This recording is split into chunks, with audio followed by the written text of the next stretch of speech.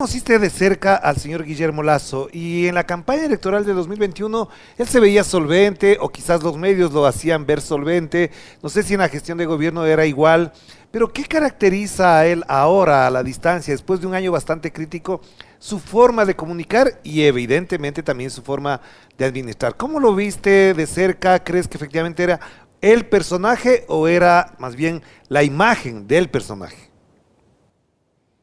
Qué buena pregunta. A ver, la primera puntualización que debemos hacer es que yo sabía quién era de antes, pero yo no lo conocía, no había interactuado ni profesional ni personalmente con él antes de ser su secretario de comunicación. Fui secretario de comunicación durante 6 meses. En ese lapso tuvimos un par de impases conceptuales, porque mi concepción de la comunicación política es, primera premisa, la comunicación obedece a la política y no al revés, y la comunicación no es la política per se. Y entonces eso nos generó un par de diferencias. 6 meses después de haber trabajado con él y de haber salido, eh, eh, si tú me preguntas qué tan cómodo fue, yo te debo contestar con honestidad que fue incómodo. Porque no llegamos a coincidir en líneas base en términos de comunicación, ¿no? Yo veo la Secretaría de Comunicación como una posición bastante técnica en términos de, ok, hay un plan que tiene un ejercicio político, que tiene una serie de líneas bases políticas que alguien debe comunicar para que la gente sepa qué se está haciendo, qué se va a hacer y opine sobre ello, ¿no? Y sobre la marcha vas construyendo juntos esa visión.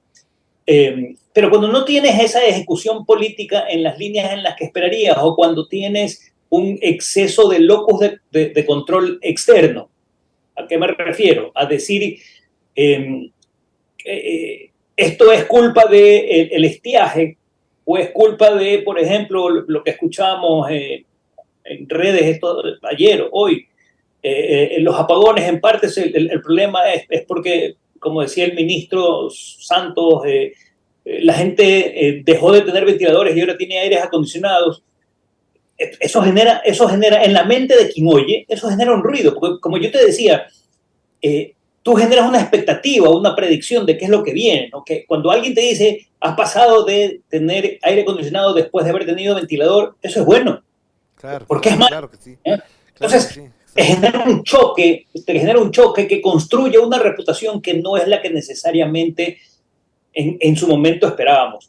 Cuando yo asumí la Secretaría de Comunicación, el presidente tenía su reputación, su aceptación en términos nacionales en 17, 18. Al mes estábamos en 30, Ya, 31. Eh, 2 meses después, luego de la denuncia de la posta, estábamos de vuelta en 17 y la tendencia no era positiva. Pero eso pasa, Orlando, porque debes entender que es la suma de varias cosas, ¿no? Sí, es la suma del personaje, el vocero, pero ya. también es la suma de las demás acciones que hacen las demás personas que conforman lo que se entiende como gobierno.